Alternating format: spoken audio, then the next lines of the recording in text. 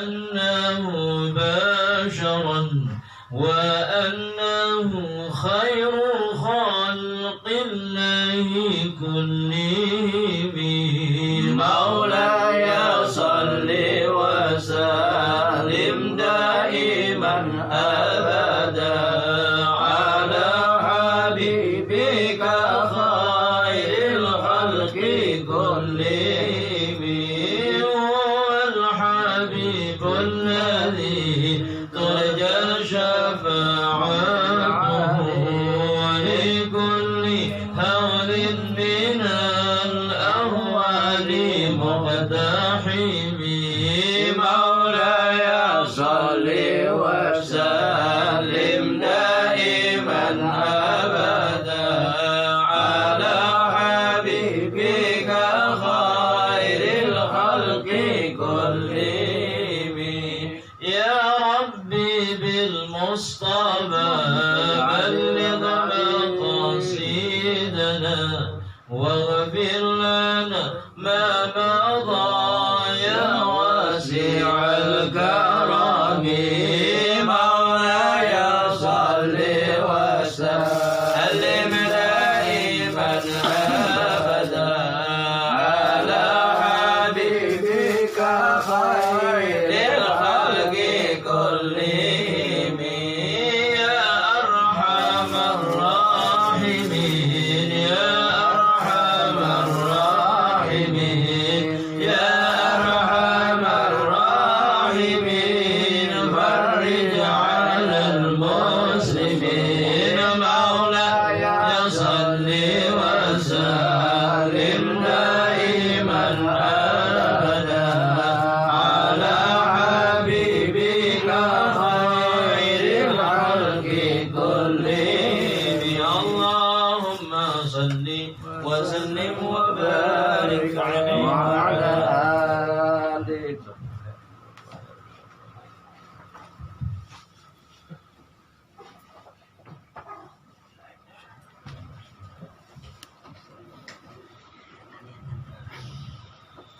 Bismillahirrahmanirrahim. Assalamualaikum warahmatullahi wabarakatuh. Waalaikumsalam warahmatullahi wabarakatuh. Alhamdulillah, alhamdulillahi rabbil alamin. Alhamdulillah hamdan yuwafi ni'amahu wa yukafi mazidah. Alhamdulillah alladzi bi ni'matihi tatimmu shalihat wa bi fadlihi tatanazzalul barakat wa bi mannihi wa ata'ihi tanmahirur rahmat wa bi judihi wa karamihi tunal aqsal ghayat. Allahumma salli wa sallim wa barik wa zid wa anim ala sayyidina Muhammad wa ala alihi wa sahbihi ajma'in, amma ba'du. Subhanaka la ilma lana illa ma 'allamtana innaka antal alimul hakim. Rabbi shrah li sadri wa yassir li amri wahlul 'uqdatam min lisani yafqahu qawli wasaddid lisani wahdi qalbi bihaqqi sayyidina Muhammad sallallahu alaihi wasallam. Amma ba'du, para jamaah sekalian yang saya muliakan, alhamdulillah kita diperjumpakan kembali oleh Allah Subhanahu wa taala di dalam majelis Rauha ini. Mudah-mudahan perjumpaan kita di majelis ini membawa keberkahan untuk kita, untuk keluarga kita, dan kehidupan kita. Amin amin ya rabbal alamin. Untuk menambah keberkahan dari majlis, mari sama-sama kita baca surat Al-Fatihah. Alamana wa aslafuna sholihun wa ila hadratin Nabi Muhammad sallallahu alaihi wasallam. Sirrul Fatihah. A'udzu billahi minasyaitonir rajim. Bismillahirrahmanirrahim. Alhamdulillahi rabbil alamin arrahmanir rahim maliki yaumiddin iyyaka na'budu wa iyyaka nasta'in ihdinas mustaqim siratal ladzina an'amta 'alaihim ghairil maghdubi 'alaihim waladdallin. Amin. Bismillahirrahmanirrahim. Bismillahirrahmanirrahim. Nawaitu ta'alluma wa ta'lim wa tadhakkura wa tadhkir wa naf'a wal intifa' wal ifadata wal والاستفادة والحث على تمسكه بكتاب الله وسنة رسوله صلى الله عليه وسلم والدعاء إلى الهدى والدلالة على الخير ابتغاء وجه الله ومرضاته وقربه وثوابه سبحانه وتعالى. Jemaah sekalian yang dirahmati Allah, kita lanjutkan pembacaan kitab Al-Manhajus Shawi karangan Al-Habib Zain bin Ibrahim Al-Sunaid. Qala radhiyallahu ta'ala anhu wa nafa'ana bihi wa bi'ulumihi wa bi'ulumi sa'irus shalihin fi dharain amin. Kita sudah sampai pembahasan ke ulama-ulama akhirat. Intinya ulama-ulama akhirat itu mereka yang membawa ilmu yang bermanfaat. Dan sudah kita kaji pertemuan yang cukup lama tentang apa itu perbedaan antara ilmu yang manfaat dengan ilmu yang tidak manfaat. Intinya ilmu yang memberikan kesadaran, ilmu yang memberikan kedekatan kita kepada Allah, rasa takut kita kepada Allah, nah itu ilmu yang manfaat. Dan ilmu itu adalah cahaya. Ilmu yang mewariskan rasa khasyah, ilmu yang mewariskan rasa tawadhu, itulah ilmu yang disebutkan sebagai ilmu yang bercahaya, sebagaimana disebutkan oleh Habib Idrus bin Umar Habsyi. Ilmu yang manfaat itu nur, cahaya. Sedangkan ilmu yang tidak bermanfaat itu nar, api yang membakar diri, bakar diri nanti di akhirat. Naudzubillah min dzalik.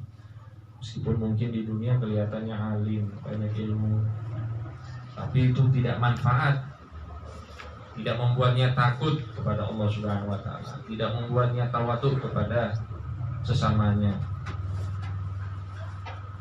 dan tidak membuatnya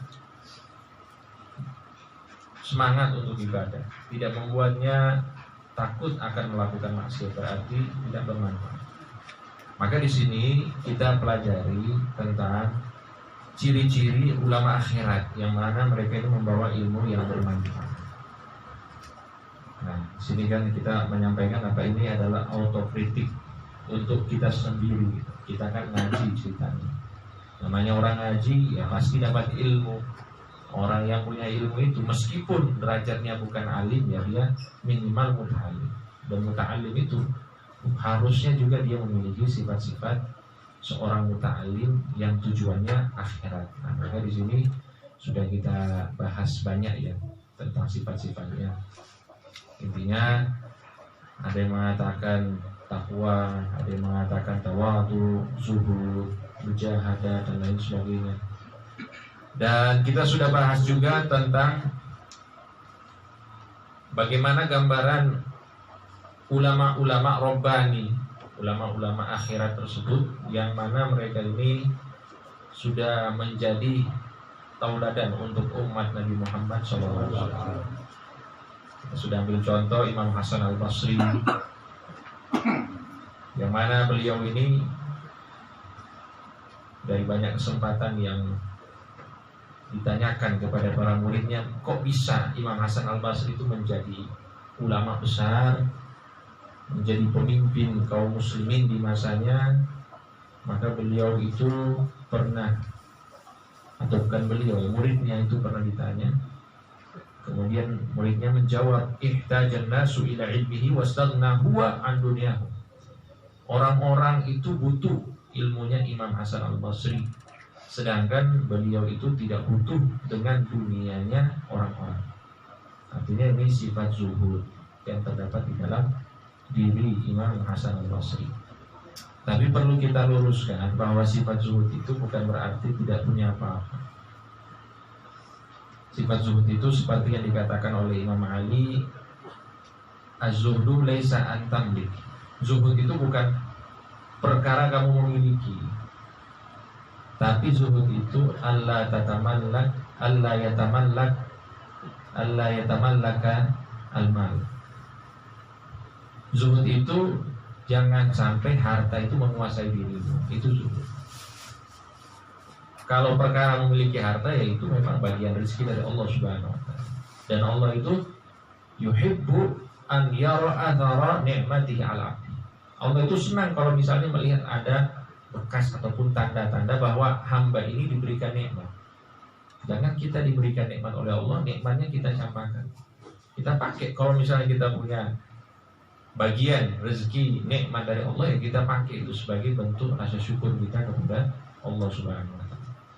Nah, kemudian di sini dari sifat-sifat zuhud yang disebutkan, yaitu Imam Abu Hanifah, yang mana beliau itu takut untuk berteduh dengan dinding seseorang yang meminjam uang dari beliau.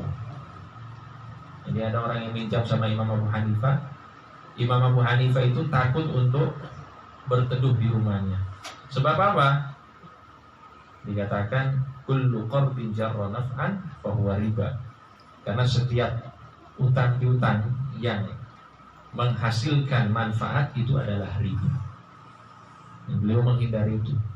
Takutnya karena dia itu mengasih hutang kepada orang lain, kemudian orang itu mengasih manfaat kepada dia dengan sengaja ataupun tidak sengaja, itu sudah termasuk riba. Ini bentuk kezuhudan. Meskipun itu hal yang biasa saja, tapi ini termasuk apa? Zuhud, termasuk warok, ya, sikap hati-hati dari Imam Abu Hanifah.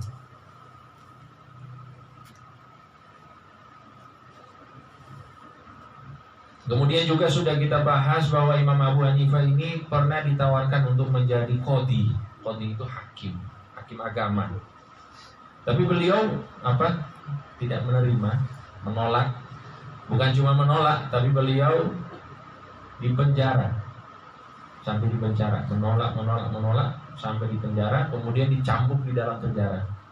Ini bukan gara-gara kriminal yang beliau lakukan, tapi karena menolak jabatan menjadi hakim. Ini contoh bagaimana para ulama akhirat. Wa kana Abu Hanifah yuhyil laila bi rak'atin yaqra'u fiha al-Qur'an. Begitu juga Imam Abu Hanifah, termasuk kebiasaan beliau salat tahajud 1 rakaat. Artinya bahas salat witir 1 rakaat. Liana aqallul witri rakaah. Witir yang paling sedikit itu ya 1 rakaat. Imam Abu Hanifah demikian, 1 rakaat baca Al-Quran sampai subuh. 1 Quran dibaca semalaman dalam 1 rakaat. Kalau kita kan biasanya 1 rakaat itu kadang-kadang baca Fatihah doang. Kalau baca kulhu udah alhamdulillah. Tapi kalau beliau kulhu 3 kali mewakili Quran. Kalau beliau itu ya dari Al-Fatihah sampai An-Nas dibaca dalam 1 rakaat. Imam Abu Hanifah.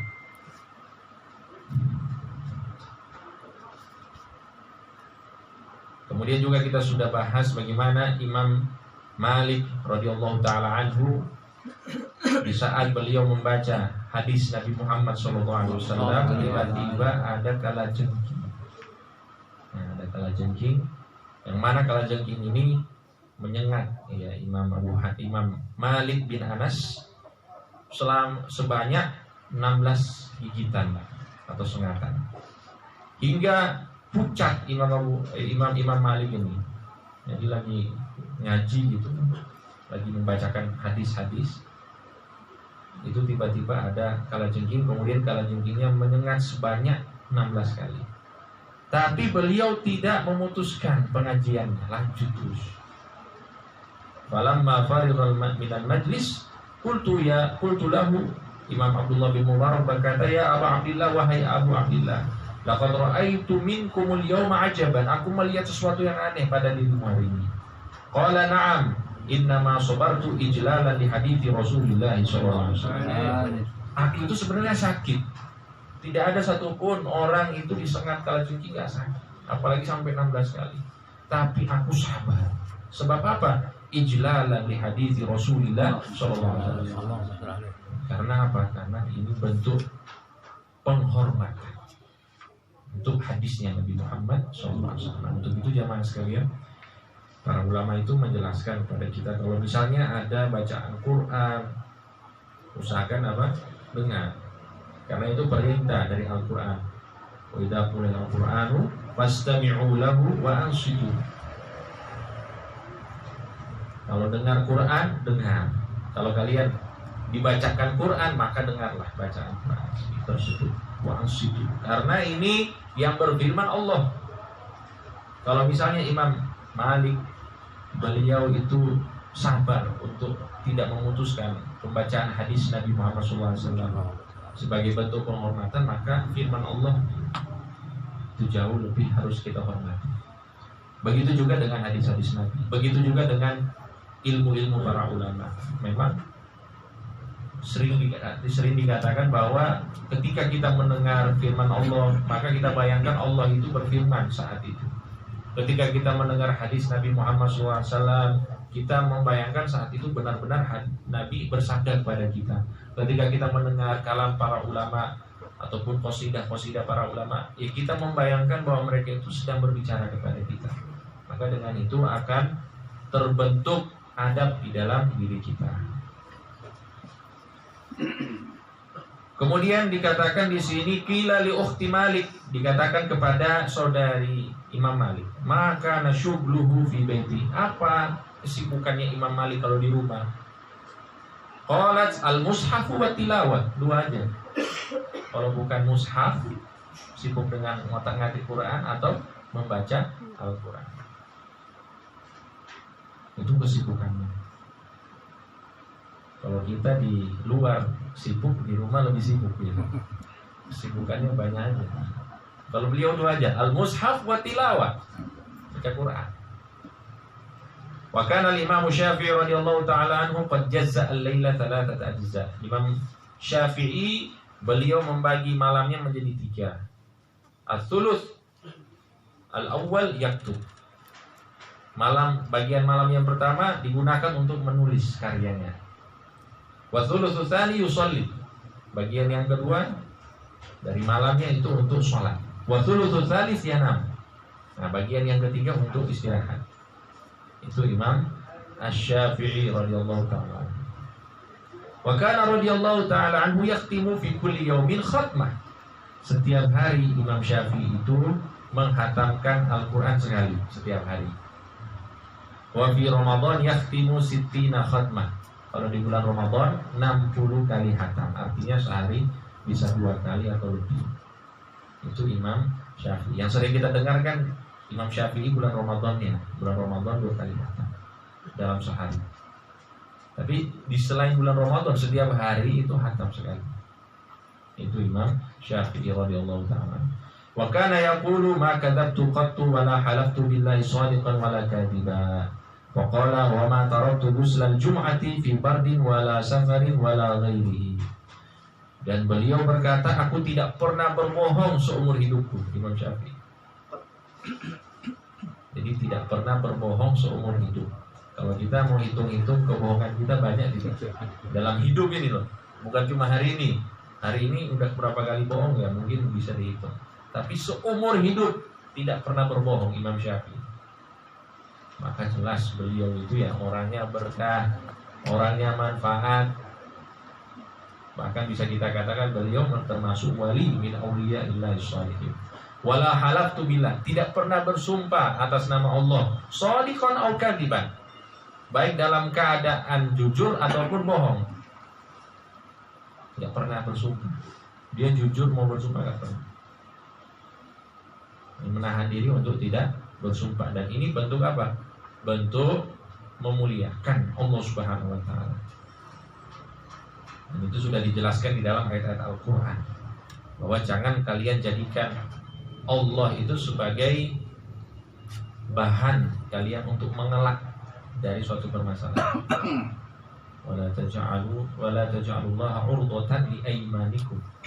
Nah, kemudian beliau berkata, aku tidak pernah meninggalkan mandi Jumat, baik dalam keadaan dingin, dalam keadaan musafir ataupun yang lainnya. Karena ghuslu yaumil jum'ati wajibun ala kulli muhtalim. Mandi Jumat itu hukumnya wajib, tapi wajib di sini artinya sunnah muakkadah. sunnah muakkadah. Ini jangan kita bayangkan untuk kita konteks Indonesia. Ini bagi orang-orang yang tinggal di Timur Tengah, mandi seminggu sekali itu sudah luar biasa. Itu berarti sudah menjaga kebersihan. Karena apa ya? Pasti karena faktor keberadaan air. Airnya langka di sana dulu ini dalam konteks lama. Airnya langka. Kemudian selanjutnya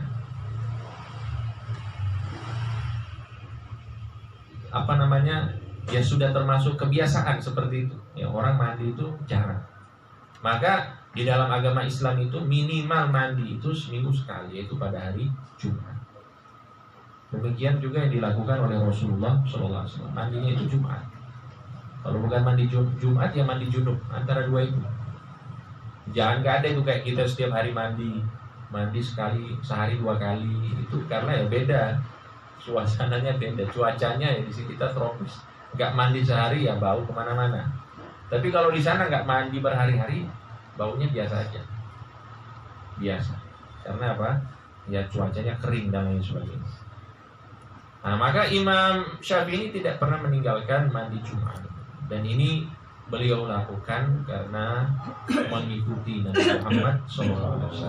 Wa qala radhiyallahu ta'ala anhu ma syabi'tu mundu 16 sanah illa syab'atan taraktuha min sa'ati. Aku tidak pernah kenyang selama 16 tahun. Aku tidak pernah merasakan kenyang selama 16 tahun kecuali sekali. Jadi dari waktu 16 tahun ini saya itu katanya nggak pernah kenyang kecuali sekali. Dan itu pun hanya ya istilahnya hanya sejenak, tidak lama. Li'anna syib'a yuthqilul badan, karena kenyang itu memberatkan badan, wa yuqassil qalba, dan mengeraskan hati, wa yuzilul fitnah, dan menghilangkan kepintaran, kecerdasan, wa yajlibun naum. Nah ini mendatangkan kantuk ataupun tidur, wa yud'ifu sahibahu 'anil ibadah, dan membuat seseorang itu lemah di dalam ibadah. Ini kata beliau ini, memberatkan badan. Jelas orang kalau banyak makan ya pasti badannya agak besar. Kemudian mengeraskan hati, kemudian menghilangkan kecerdasan, kemudian mendatangkan rasa ngantuk ataupun ingin tidur, dan membuat orang itu lemah dalam ibadah.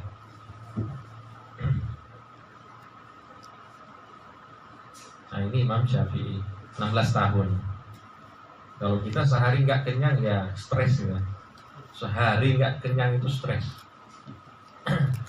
Untuk itu ya kita sedikit-sedikit melatih puasa. Ya puasa sunnah kita jalankan. Kemudian ya kalau bisa diet sedikit-sedikit. Karena ya tujuannya selain kesehatan, karena ini juga termasuk ajaran dari Nabi Muhammad SAW. Menjaga diri.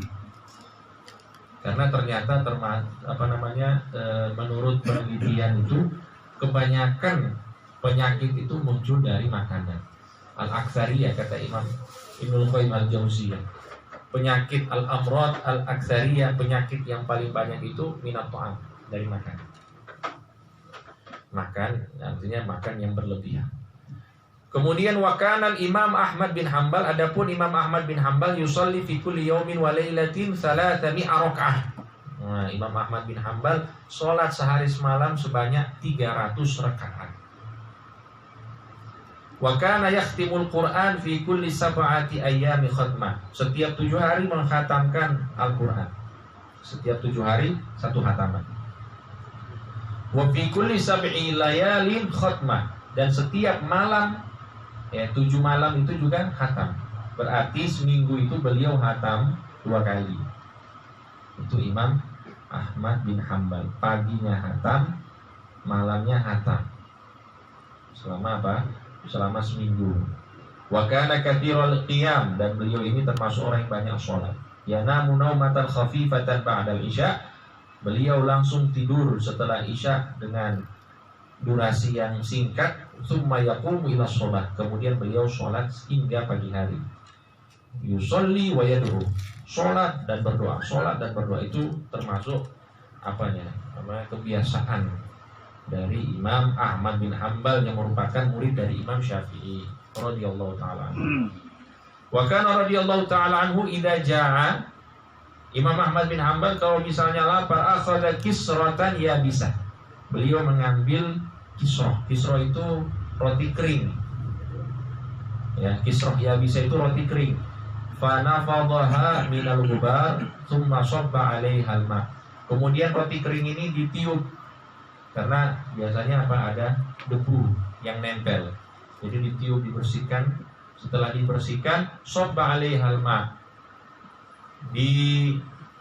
dituangkan di atas roti kering tersebut air hatta tabtalla, hingga basah, wa ya'kuluha bil milh, kemudian dia makan roti kering tersebut yang sudah basah tadi dengan garam.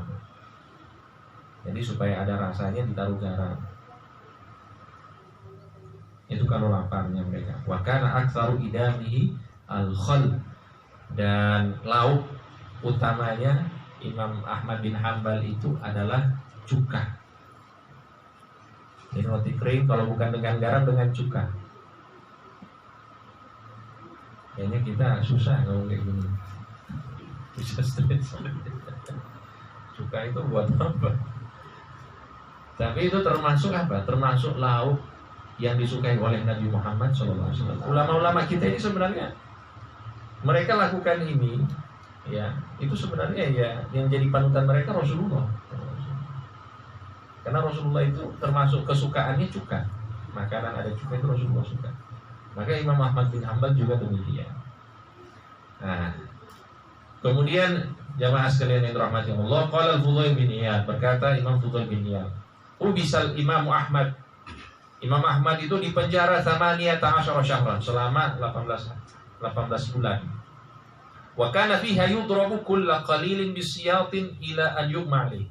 Dan setiap waktu beliau di dalam penjara itu selalu dicambuk sampai pingsan selama 18 bulan.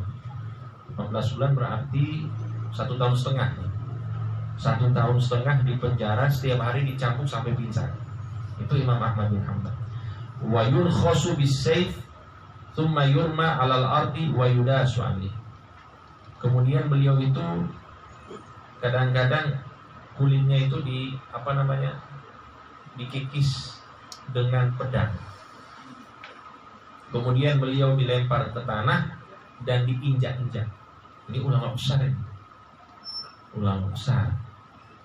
Seorang wali min auliya ilahi sholihin yang zuhud sangat luar biasa. Tapi diperlakukan seperti ini. Yudasu alaih, diinjak-injak. Walam yazal kadzalika ila an mata Mu'tasim. Dan dia dalam keadaan tersebut hingga meninggal Mu'tasim. Al-Mu'tasim billah ini raja dari dinasti Abbasiyah. Wa tawalla ba'dahu al-Wathiq. Al-Wathiq billah. Al-Wathiq billah melanjutkan pemerintahan. Fashaddal amru ala Ahmad.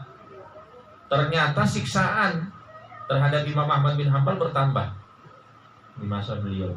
Fa aqama mukhtafiyan la yakhruju ila sholatin wala ghairiha hatta mata al-Wathiq wa waliyal mutawakkil. Dan beliau itu bersembunyi ya dalam melakukan sholat.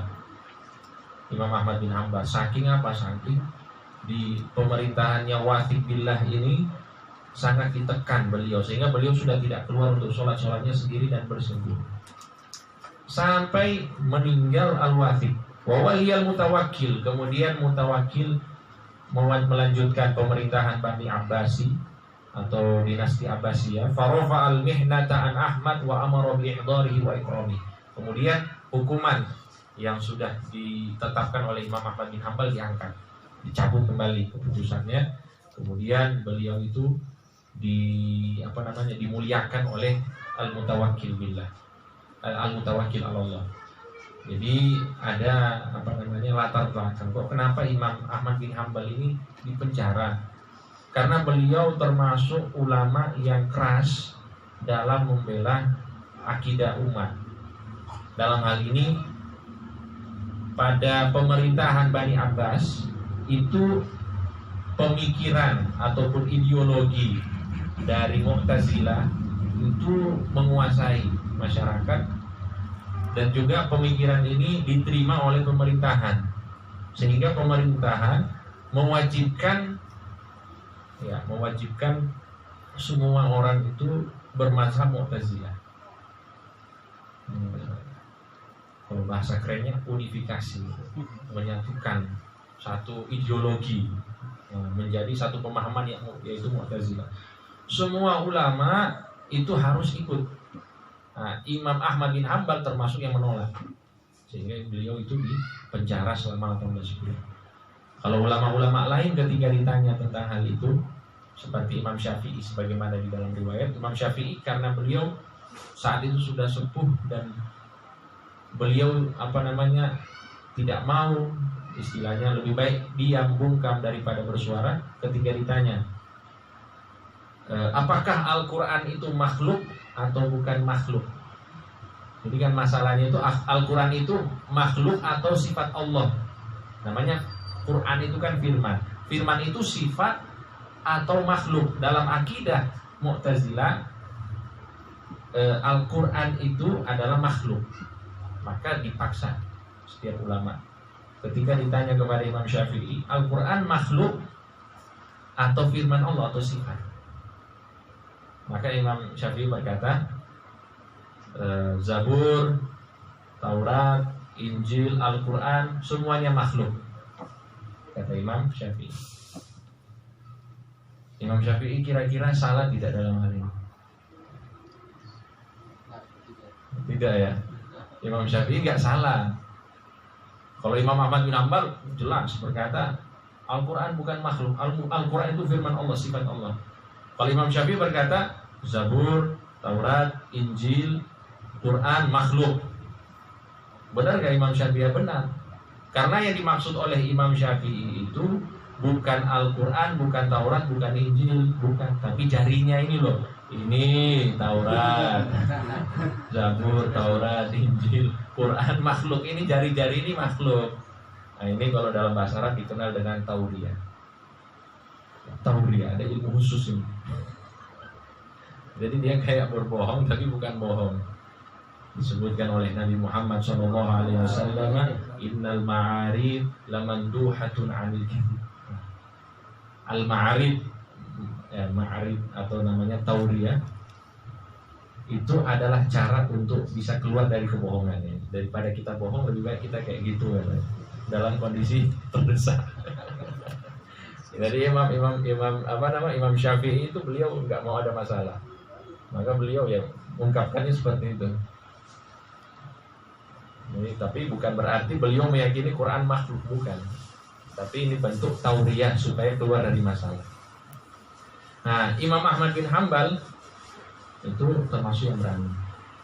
Wa qala Hilal bin Al-Mu'alla, arba'atun lahumul minna 'alal Islam. Ada 4 orang yang memiliki jasa dalam agama Islam. Wa dzakara minhum Ahmad bin Hanbal. Salah seorang di antara mereka adalah Imam Ahmad bin Hanbal. Haitsu tsabata fil mihna wa lam yakul bi khalqil Quran. Imam Ahmad bin Hanbal ini termasuk orang yang tidak menyatakan bahwa Al-Quran itu makhluk. Bersikeras Al-Quran bukan makhluk, sehingga itu beliau disiksa oleh penguasa saat itu.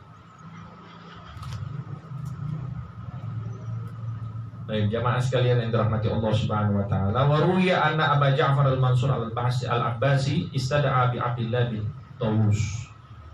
Memanggil Abdullah bin Tawus. Siapa? Abu Ja'far al-Mansur al-Abbas.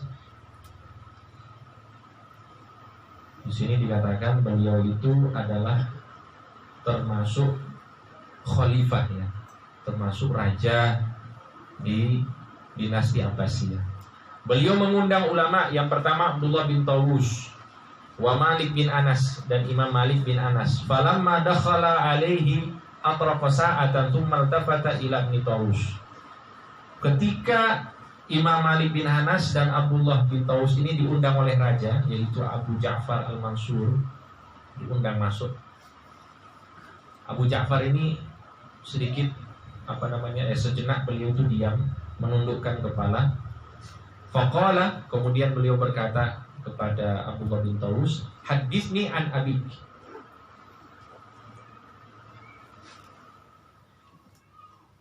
Raja ini berkata kepada Abdullah bin Tawus, coba berikan kepadaku hadis yang engkau riwayatkan dari bapakmu.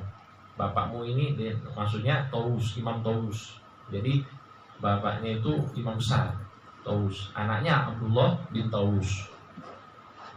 Maka beliau berkata, haddatsani abi, ayahku menceritakan atau mengabarkan hadis kepadaku dari Rasulullah SAW, anna asyaddan nasi azaban, bahwa orang yang paling berat azabnya yaumal qiyamah, pada hari kiamat, rajulun, seseorang, asyrokahullah fi sultanihi, fa adkhala alaihi al-jawra fi hukmihi, seseorang yang Allah masukkan ke dalam lingkaran kekuasaan, kemudian di dalam kekuasaan itu ada kezaliman. Jadi ini hadis diriwayatkan oleh Abdullah bin Tawus dari bapaknya Tawus, dari Nabi Muhammad SAW, orang yang paling berat azabnya. Ini karena apa? Karena berhadapan dengan penguasa, jadi berani sekali. Hadisnya itu hadis yang tentang penguasa. Orang yang paling berat azabnya yaitu seseorang yang Allah masukkan ke dalam sebuah kekuasaan, kemudian di dalam. Abu Ja'far Al-Mansur diam dengar hadis ini. Qala Malik, kemudian Imam Malik menceritakan, fasyammartu thiyabi khaufan an yusibani damuhu. Saking aku takut, katanya.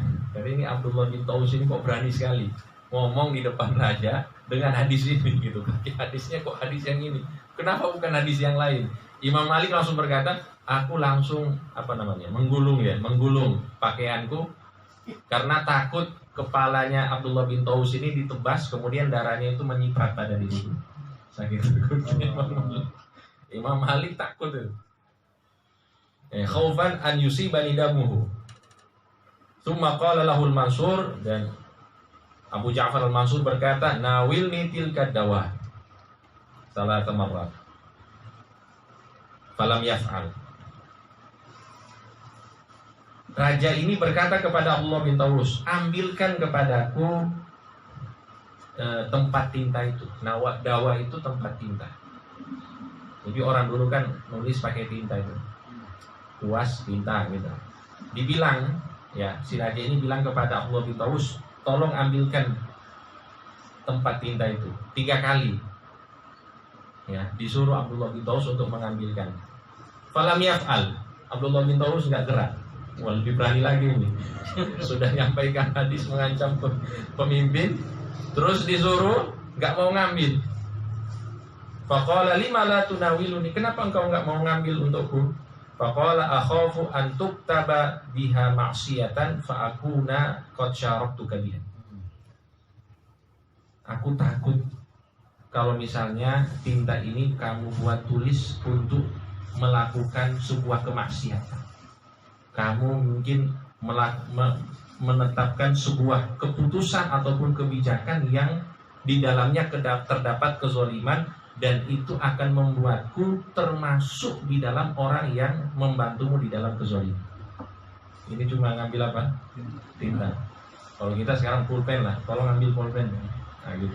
Tapi nggak mau. Falamma sami'a dzalika, ketika mendengar hal itu, Abu Ja'far Al-Mansur berkata, "Quma anni." Pergi kalian. Rajanya langsung bilang, "Pergi kalian." Qala dzalika ma kunna nabdi. Abdullah bin Tawus ini yang tadi sudah membacakan hadis ancaman, yang tidak mau mengambilkan tempat tinta untuk raja, setelah dikatakan kepadanya, "Pergi kalian," Abdullah bin Tawus berkata, "Itu yang aku inginkan." Ini yang anak tunggu-tunggu ini. Kumaannya dari kamakun nabi, ini yang saya tunggu-tunggu dari tadi. Memang saya mau pergi, saya nggak betah di sini. Dari kamakun nabi. Qala Malik, Imam Malik berkata, famaziltu a'rifu libni Tawus fadlahu min dzalikal yawm. Aku semenjak hari itu benar-benar tahu apa yang menjadi keistimewaan seorang Abdullah bin Tawus di dalam kehidupan. Ini merupakan orang biasa maksudnya. Al-Imam Abdullah bin Tawus rahimahullahu ta'ala. Jamaah sekalian yang dirahmati Allah, kita lanjutkan. Wa kana al-Imam Abu Ishaq Asy-Syirazi yauman yamshi wa ba'du ashabihi ma'ah. Satu ketika Imam Abu Ishaq Asy-Syirazi berjalan bersama para sahabatnya. Fa'arada lahu kalbun fahasarahu sahibuhu. Fanahahu syekhu wa qala ama alimta anna tariq baini wa bainahu mushtarak. Jadi lagi jalan ini Abu Ishaq Asy-Syirazi ini beliau guru ceritanya. Kemudian beliau berjalan sama teman-temannya, sama murid-muridnya. Ini gerombolan ini. Ya kalau kita kan biasanya ada parade gitu. Ada guru sama murid-muridnya. Kita pastikan istilahnya ngasih jalan tuh. Ngasih jalan. Oh ini ulama-ulama yang datang ini. Tiba-tiba dalam perjalanan itu, mohon maaf, ada anjing menghadang mereka. Nah, anjing ini tiba-tiba jalan di depan mereka. Terus murid-muridnya langsung ngusir anjingnya. Diusir anjingnya. Langsung dimarahi oleh Abu Ishaq Asy-Syirazi. Seraya berkata, sungguh jalan ini adalah milikku dan milik anjing ini. Jadi kalian tidak punya hak untuk ngusir anjing ini. Artinya jangankan manusia, anjing saja dihormati ini para ulama kita. Ama alimta anna tariq baini wa bainahu mushtarak. Jalan ini sama anjing, aku sama anjing ini ya sama-sama memiliki jalan ini. Ini bukan jalan kita ini. Wa dakhala yawman masjidan. Satu ketika beliau ingin masuk masjid. Liyakula fihi syai'an ala adatihi, untuk makan sebagaimana kebiasaannya. Fanasiya dinaron. Kemudian beliau lupa 1 dinar. Fadzakarahu fi tariq. Tiba-tiba dia ingat, oh iya saya jatuhkan 1 dinar saya di jalan. Faraja'a fawajadahu fatarakahu wa lam yamassahu. Saat dia cari-cari 1 dinarnya, dia dapat. Oh, ini 1 dinar saya. Tapi apa? Dia tinggalkan dan tidak dia sentuh. Wa qala rubbama waqa'a min ghairi wa la yakunu dinari. Dia berkata, mungkin saja ini bukan dinarku, ini bukan uang saya ini. Mungkin orang lain, bukan dinarku. Maka itu bukan hak saya. Padahal dia sudah yakin ini dinarnya dia, tapi masih takut gitu. Mungkin orang lain punya ini. Ya jauh lah kalau kita ini yang punya orang yang gitu. Sudah kadang-kadang yang punya orang, ya punya orang, ya wah ini kalau 100.000 disimpan 3 hari sudah jadi milik sendiri. Ya. Kalau beliau ini punya beliau sendiri. Tapi beliau itu masih takut itu. Oh ini mungkin takutnya ini punya orang lain. Ini Abu Ishaq Asy-Syirazi. Ini contoh dari para ulama kita. Kemudian ya, ini ada beberapa riwayat lainnya. Wa anna Syekh Al-Qadi Al-Muhib At-Tabari. Ada sebuah cerita juga, dan benar ini katanya, ini bukan Abi Thaib, bukan Al-Muhib, tapi Abu Thaib At-Tabari. Ta'ammara mi'atan wasittina sana. Beliau itu umurnya 160 tahun. Al-Imam At-Tabari.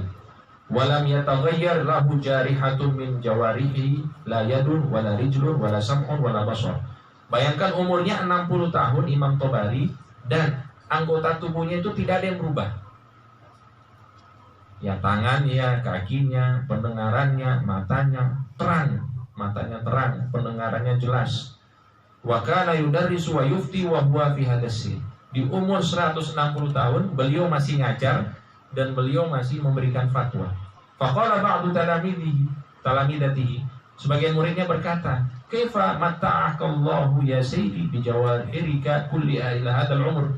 Bagaimana caranya Allah itu masih memberikan dirimu nikmat berupa anggota tubuhmu ini yang bisa berfungsi hingga saat ini, saat umurmu sudah 160 tahun. Beliau menjawab, "Kaifa la yumatti'uni biha wa ana ma 'asaituhu biha qat." Bagaimana mungkin Allah itu tidak memberikan nikmat anggota tubuh untuk diriku, karena sebab aku Bagaimana mungkin Allah tidak memberikan nikmat ya berupa anggota tubuh untuk diriku, sedangkan aku itu tidak pernah melakukan maksiat kepadanya dengan anggota tubuh tersebut. Jadi matanya nggak pernah bikin maksiat, lisannya, pendengarannya, jadi dijaga oleh Allah Subhanahu wa Ta'ala. Umurnya 160 tahun. Wa fihi aidan lamma mata Syekh Ahmad Ar-Ramli qama waladuhu Muhammad Ar-Ramli wa nada bin nasi wa qala ishhadu anna walidi hadha mata wa qad salima al-muslimuna min lisani wa yadihi. Nah, ini juga termasuk. Jadi Al-Imam Ahmad Ar-Ramli, beliau meninggal, anaknya Muhammad bin Ahmad Ar-Ramli langsung bersaksi di hadapan banyak orang bahwa ayahnya ini orang yang menjaga lisannya, menjaga dirinya dari menyakiti sesama kaum muslimin. Dan ini orang luar biasa. Al-muslimu man saliman muslimuna min lisanihi wa yadihi. Jadi ini sebenarnya ilmu-ilmu standar, cuma bedanya kita tahu tapi nggak ngamalkan. Kalau mereka ini ilmu benar-benar diamalkan, maka kelihatan luar biasa. Sebenarnya buat mereka ini standar ini. Ya iya, orang berilmu ya harus ngamalkan. Tapi bagi kita zaman sekarang ini, Masya Allah, iya kan? Orang meninggal nggak menyakiti kaum muslimin, baik dengan lisan dan perbuatannya. Untuk zaman sekarang itu wali itu. Tapi kalau untuk zaman dulu ya biasa saja. Ya memang seharusnya seperti itu, apalagi ulama. Nah, jadi ini ya beberapa gambaran tentang ulama-ulama akhirat. Nah, di sini ada beberapa riwayat yang kita tutup. Waqala al-Imam Sya'rani, Imam Sya'rani berkata, "Sahibtu Syekh Muhammad Al-Khatib Asy-Syirbini." Saya beberapa saat itu pernah bersama Al-Imam Muhammad Khatib Asy-Syirbini, muallif Al-Mughni, yang mana beliau itu punya kitab Mughnil Muhtaj, Syarah Al-Minhaj, Imam An-Nawawi. Selama berapa tahun? Arba'ina sana, selama 40 tahun. Imam Sya'rani bersama Imam Muhammad Al-Khatib Asy-Syirbini. Cek. Fama ra'aituhu amila fiha makruhan. Katanya selama 40 tahun itu saya tidak pernah melihat Imam Muhammad Al-Khatib Asy-Syirbini melakukan sesuatu yang tercelah. Bayangkan 40 tahun tinggal bersama, ya istilahnya mulazamah lah. Tidak pernah melihat sesuatu yang tidak menyenangkan dari Imam Muhammad Al-Khatib Asy-Syirbini.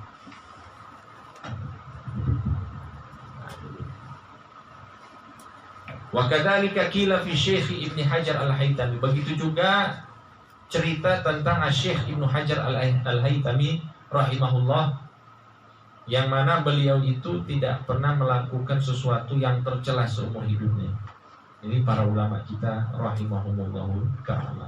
Wa afad al-Habib Idrus bin Umar Al-Habashi, dari Imam Al-Habib Idrus bin Umar Al-Habashi, anna ahadan khadama Syekh Zakaria Al-Ansari nahwa 20 sana. Ada seseorang yang berkhidmat kepada Syekh Zakaria Al-Ansari selama 20 tahun. Qala ma ra'aituhu takallama fima la ya'ni.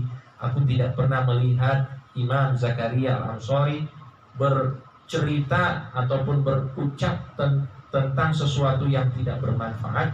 Wala ghafala an dzikrillah, tidak pernah lalai dari berzikir kepada Allah. Hatta halal qiraah alaihi idza sakatal qari li islahi nahwi ghalatin ishtaghala bi dzikrillah hala sukutin.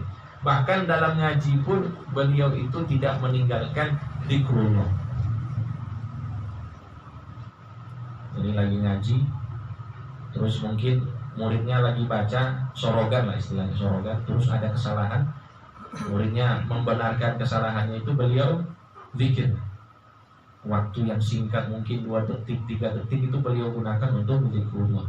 Nah ini Imam Zakaria Al-Ansari. Begitulah para ulama-ulama rabbaniyin, ulama-ulama akhirat yang menjadi panutan hidup kita, yang ya banyak sekali contoh-contohnya, ya hingga zaman sekarang pun ada yang seperti. Maka kita cari ulama-ulama demikian yang mana mereka inilah ulama-ulama yang akan menggiring kita menuju Allah Subhanahu wa Ta'ala. Dikatakan dalam sebuah hadis Nabi Muhammad sallallahu alaihi wasallam, kun ma'allah, teruslah engkau bersama Allah, fa illam takun ma'allah, kalau kamu tidak mampu bersama Allah, fakun ma'aman kana ma'allah, maka selalulah kamu dengan orang yang selalu bersama Allah.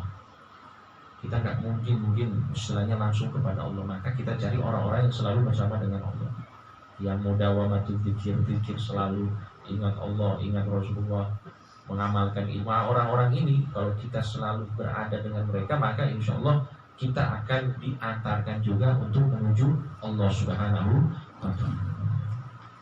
Wallahu ta'ala alam. Sallallahu wasallam wa baraka ala Rasulillah sallallahu alaihi wasallam. Mudah-mudahan bermanfaat dan kita semoga dimudahkan oleh Allah Subhanahu wa Ta'ala untuk mengamalkan ilmu dengan ikhlas dan istiqamah.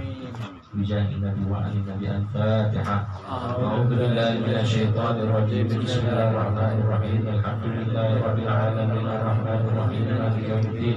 Iyyaka na'budu wa iyyaka nasta'in. Ihdinas siratal mustaqim. Siratal ladzina an'amta 'alaihim ghairil maghdubi 'alaihim waladdallin.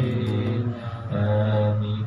Allahumma salli wa sallim ala sayyidina Muhammadin miftahi babi rahmatillah adada ma fi ilmillah salatan wa salaman daimaini bidawami mulkillah wa ala alihi wa sahbihi. Allahumma ij'al fi ta'atika farhi wa sururi wa fi mardatika jami'a umuri. Allahumma ya alim bihalati wa muttali ala sarairi wa niyati, iqdi jami'a hajati waghfir dhunubi wa sayyiati wa tajawaz an khati'ati wa zallati wa taqabbal jami'a hasanati wa samihni fima madha wa ma yati waktubni fi imani sadati wasluk bi sabila najati fi hayati wa mamati. Allahumma inni tami'un fi 'atak ragibun fi ridhak mustaslimun bi qadak faktubni min awliya wasluk bi sabila huda wa albitli bi asfiya. Sallallahu alaihi wasallam wa ala alihi wasallam. Walhamdulillahi rabbil alamin. Subhanakallahumma wa bihamdika asyhadu an la ilaha illa anta astaghfiruka wa atubu ilaik. Kurang lebihnya mohon maaf. Wassalamualaikum warahmatullahi wabarakatuh. Waalaikumsalam.